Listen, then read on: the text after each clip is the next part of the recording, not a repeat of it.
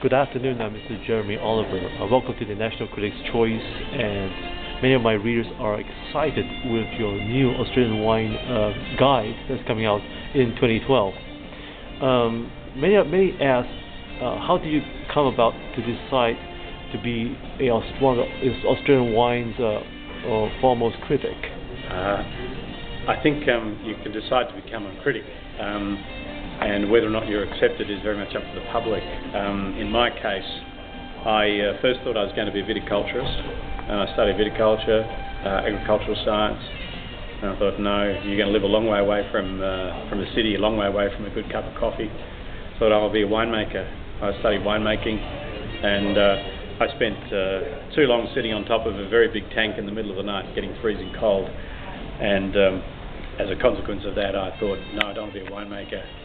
So while I was doing my winemaking, I wrote a book to see what would happen, and I was very lucky. I got that book published, and I was 22 years old at the time, and I've been doing that ever since, I guess. Have you been challenged based on those publications that you have published, especially the Australian Wine Guide? Yep. Has anyone felt offended by? Oh, all the time. All the time. Every winemaker thinks their wine's better than I say. That's part of the course. I think wine, it's like when you're criticising someone's wine, it's really like you're calling someone's baby ugly. So all this love, all this passion, all this ambition, all this hope, and someone like me comes up, they've never met often, and I will give a very low score, and that can be very tough for people, and I can understand that. But unfortunately, my job is not to please winemakers. My job is to offer my opinion to readers, and as a consequence of that, some readers like what I write, and they'll buy my stuff, and others don't, and they don't. That's their choice in the marketplace. Has other critics ever challenged you on this?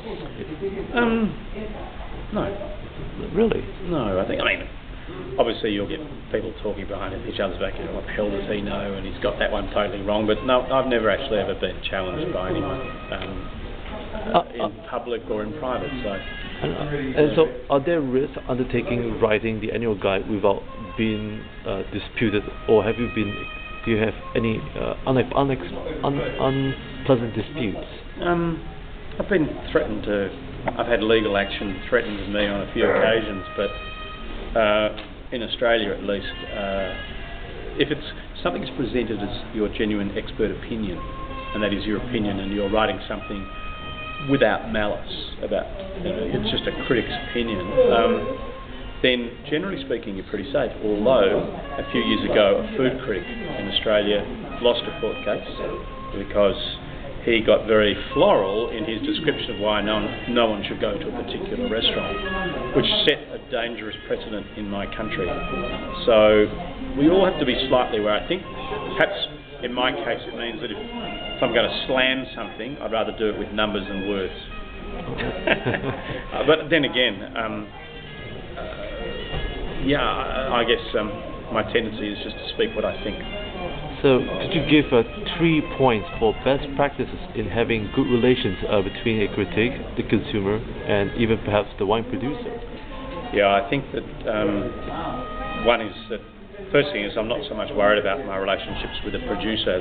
I think it all comes down to you say what you think. You say what you think, and if you can establish a track record for being consistent and wanting, at the end of the day, I support the wine industry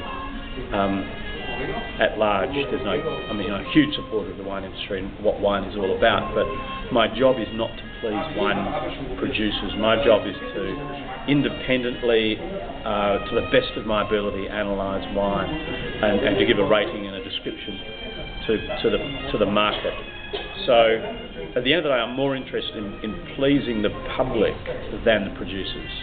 But the producers, even though I might be critical of their wine, I think, because I've been doing this for quite a while now, about 28 years, they tend, perhaps grudgingly, to respect me because they know that whatever I'm doing, they can disagree with, but they know that I'm not just going outright saying something damaging about them just for the sake of it. I would never do that.